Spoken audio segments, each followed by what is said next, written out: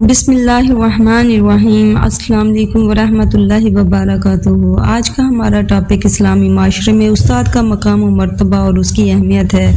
Video شروع کرنے سے پہلے اگر آپ نے ویڈیو کو لائک نہیں کیا تو کائنڈلی ویڈیو کو لائک کر دیں اور چینل کو سبسکرائب کر دیں۔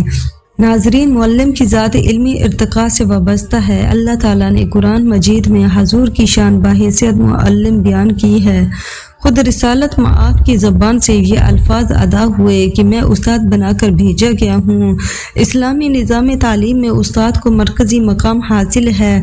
معلم کی ذات ہی علمی ارتقاء سے وابستہ ہے۔ نئی نسل کے مستقبل کی تعمیر کے سلسلے میں استاد کی مثال ایک کسان اور باغبان کی سی ہے۔ علامہ محمد اقبال کے یہ الفاظ معلم کی عظمت و اہمیت کے عکاس ہیں۔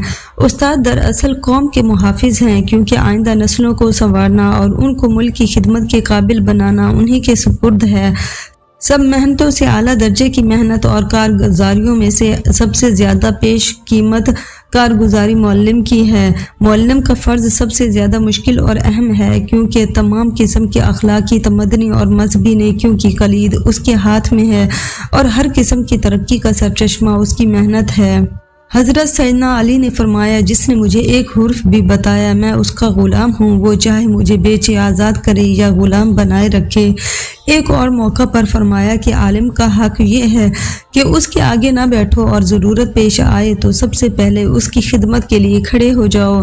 ملت اسلامیہ کی قابل قدر قد آور چند اہم شخصیات کے احوال و اقوال کا ذکر کیا جاتا ہے، جنہوں نے اپنے اساتذہ کے ادب و احترام کی درخشندہ مثالیں قائم کی اور جو ہمارے لیے مشعل راہ بھی ہیں۔ ہارون رشید نے معلم وقت امام مالک سے درخواست کی کہ وہ انہیں حدیث پڑھا دیا کرے۔ امام مالک نے فرمایا، علم کے پاس لوگ آتے ہیں، علم لوگوں کے پاس نہیں جایا کرتا۔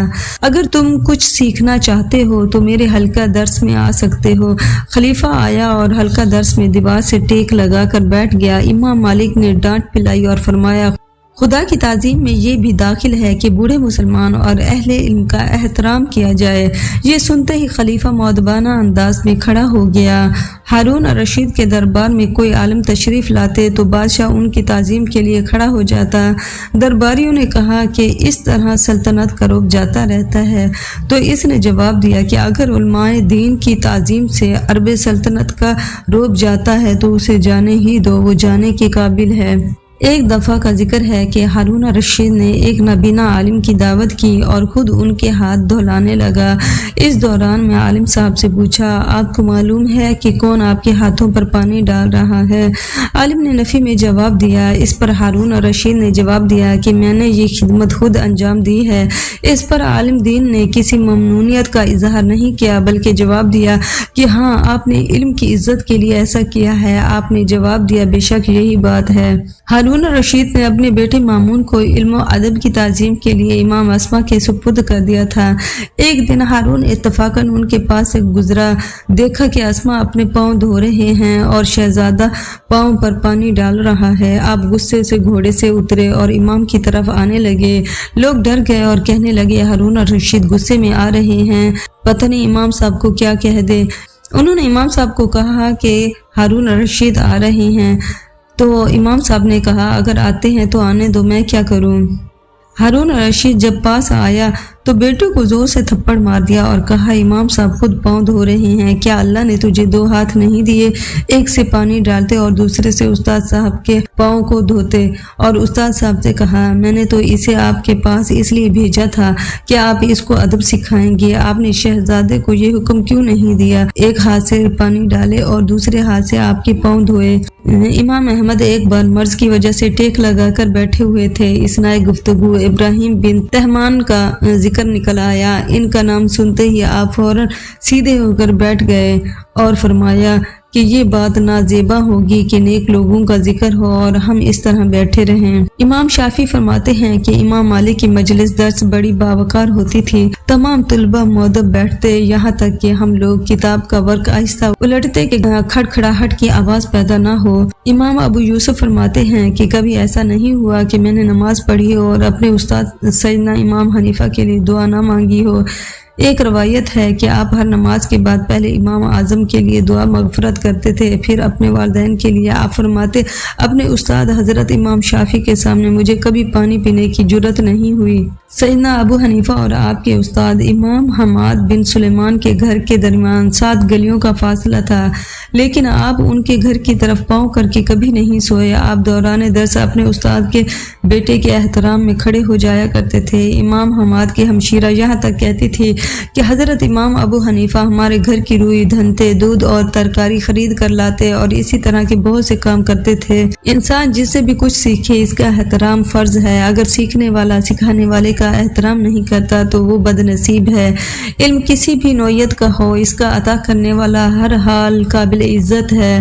رسول اکرم صلی اللہ علیہ وآلہ وسلم نے خود کو معلم فرمایا۔ آپ کے شاگرد صحابہ کرام آپ کا جتنا احترام کرتے تھے، دنیا کی تاریخ ایسی نظیر پیش کرنے سے قاصر ہے۔ استاد کی حیثیت روحانی باپ کی ہے، اس کا حق اپنے شاگردوں پر اتنا ہی ہے جتنا باپ کا اولاد پر۔ ہر عظیم انسان کے دل میں اپنے اساتذہ کے احترام کے بے پایہ جذبات ہوتے ہیں، یہی اس کی عظمت کی دلیل ہے۔ اساتذہ لائق عزت و تحسین ہیں۔ ماں باپ ہمیں دنیا میں لاتے ہیں اور اساتذہ اچھی زندگی جینے کا ڈھنگ سکھاتے ہیں۔ آج کے جدید معاشرے میں استاد کی قدر و عظمت کو انتہائی درجے تک ناپید کر دیا گیا ہے۔ استاد کو وہ مقام نہیں دیا جاتا جس کا وہ صحیح معنوں میں حقدار ہے۔ والدین کے ساتھ استاد کا بھی ادب و احترام لازم قرار دیا گیا ہے۔ استاد اس ہستی کا نام ہے جو اپنے شاگردوں کو علم کے زیور سے آراستہ کرتے ہیں اور ان کی اخلاقی تربیت کر کے معاشرے میں اعلیٰ مقام تک پہنچاتے ہیں۔ جس طرح والدین کے احسانات کا بدلہ ادا نہیں کیا جا سکتا، اسی طرح استاد کے احسانات کا بھی کوئی بدل نہیں، اور جس طرح حقیقی والدین کے حقوق ہیں اسی طرح روحانی والدین کے حقوق بھی ہم پر لاگو ہوتے ہیں۔ استاد کے احترام و حقوق میں سب سے اہم حق یہ ہے کہ انتہائی ادب و احترام کے ساتھ اپنے استاد کی بتائی گئی ہر بات کو بغور سن کر اس کو ذہن نشین کر کے اس پر عمل کرے اور علم کو دوسروں تک پہنچائیں، اور خود پوری لگن کے ساتھ علم کے حصول کے لیے پوری جدوجہد کریں، کیونکہ ایک استاد کو حقیقی خوشی تب ملتی ہے جب ان کا شاگرد اونچے مقام پر پہنچ جاتا ہے۔ استاد کی توجہ اور تربیت کے بغیر کوئی بھی کامیابی کے سفر پر گامزن نہیں ہو سکتا، اس لیے جو جس قدر استاد کا ادب کرے گا وہ اتنی جلد کامیابی کی شاہراہ میں گامزن ہوگا۔ استاد کے ساتھ ہمیشہ عاجزی اور انکساری کے ساتھ گفتگو کرنی چاہیے۔ استاد کے ساتھ ادب کے ساتھ بات کرنا استاد کا حق ہے۔ یاد رکھیے، جو لوگ اپنے استاد کا احترام نہیں کرتے وہ زندگی کے کسی بھی میدان میں ترقی نہیں کر سکتے اور ہمیشہ اپنی منزل سے دور ہی رہتے ہیں۔ جو بھی استاد کا ادب کرتا ہے خوش نصیبی اس کا مقدر ہو جاتی ہے۔ قوموں کی ترقی اور عروج کے حوالے سے علم بنیادی حیثیت رکھتا ہے۔ علم سے ہی آگاہی میسر آتی ہے اور آگاہی انسان کی تہذیب و ترقی کا زینہ بن کر اس کو عظمتوں سے ہمکنار کرتی ہے۔ خالق کائنات کا انتہائی کرم ہے کہ اس ذات پاک نے انسان کو صاحب علم بنایا، جو اس کی بلند ترین صفت ہے، اور یہی نہیں بلکہ اس کو قلم کے ذریعے لکھنے کا فن بھی سکھایا، جو بڑے پیمانے پر علم کی ترویج و ترقی، اشاعت اور نسل در نسل اس کی بقا تحفظ کا ضامن بنا۔ علم کو دل کی پاکیزگی، لطافت اور آنکھوں کے نور کا درجہ حاصل ہے۔ علم کو نعمت و دنائی سے تعبیر کرتے ہوئے قرآن مجید میں ارشاد باری تعالیٰ ہے، جس کو دنائی ملی بے شک اس کو بڑی نعمت ملی۔ پڑھو اور آپ کا رب بڑا ہی کرم والا ہے، جس نے سکھایا قلم کے ذریعے۔ حضور نبی کریم صلی اللہ علیہ وآلہ وسلم نے پڑھایا بھی، سکھایا بھی اور سمجھایا بھی، یعنی آپ نے دلوں کو علم و معرفت اور حکمت و دنائی کے نور سے ایسا منور کیا کہ پھر درس و تدریس اور تعلیم و تربیت کا مبارک سلسلہ شروع ہو گیا جو تا قیامت جاری رہے گا۔ سکندر اعظم سے کسی نے دریافت کیا کہ باپ کا مرتبہ بڑا ہے یا استاد کا؟ جواب دیا استاد کا۔ اس کی وجہ یہ ہے کہ باپ تو فنا ہونے والی زندگی دیتا ہے مگر استاد ہمیشہ رہنے والی زندگی دیتا ہے۔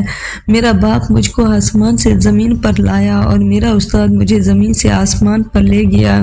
سیدنا جابر بن عبداللہ سے روایت ہے کہ آپ صلی اللہ علیہ وآلہ وسلم نے فرمایا، اللہ تعالیٰ نے مجھے مشکلات میں ڈالنے اور سختی کرنے والا بنا کر نہیں بھیجا، بلکہ اللہ تعالیٰ نے مجھے معلم اور آسانی کرنے والا بنا کر بھیجا ہے۔ بلا شبہ حصول علم اور معلم کی اہمیت سے انکار کسی طور ممکن نہیں ہے۔ دین اسلام میں تو طالب علم کو خصوصی اہمیت سے سرفراز کرتے ہوئے انہیں انبیاء کرام کا وارث قرار دیا گیا ہے۔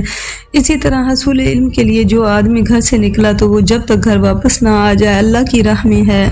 سیدنا عبادہ بن سامت سے روایت ہے کہ نبی کریم صلی اللہ علیہ وسلم نے ارشاد فرمایا، جو شخص ہمارے بڑوں کی عزت نہ کرے، ہمارے چھوٹوں پر رحم نہ کرے اور ہمارے عالم کا حق نہ پہچانے، وہ میری امت میں سے نہیں۔ سیدنا علی جنہیں ہمارے پیارے نبی نے باب العلم فرمایا، استاد اور علم کی اہمیت کے بارے میں آپ کا فرمان ہے، اس شخص کو کبھی موت نہیں آتی جو علم کو زندگی بخشتا ہے۔ ہینری کا کہنا ہے، معلم فروغ علم کا ذریعہ ہے، لیکن اس کے علم سے فائدہ وہ نیک بخت اٹھاتے ہیں جن کے سینے ادب و احترام کی نعمت سے مالا مال ہو، کیونکہ ادب ایک درخت ہے اور علم اس کا پھل۔ اگر درخت ہی نہ ہو تو پھر کیسے لگے گا پھل؟ اللہ تعالی ہمیں ہمارے اساتذہ کرام کی عزت کرنے کی توفیق دے، اور جو اساتذہ کرام اس دنیا سے رخصت ہو گئے ہیں اللہ تعالیٰ ان کو جنت الفردوس میں جگہ دے، آمین ثم آمین۔ دوستو، ویڈیو آپ کو اچھی لگی ہو تو صدقہ جاریہ سمجھ کر اسے شیئر کر دیں، اچھی بات آگے پہنچانا بھی ایک نیکی ہے۔ اللہ حافظ، ملتے ہیں نیکسٹ ویڈیو میں۔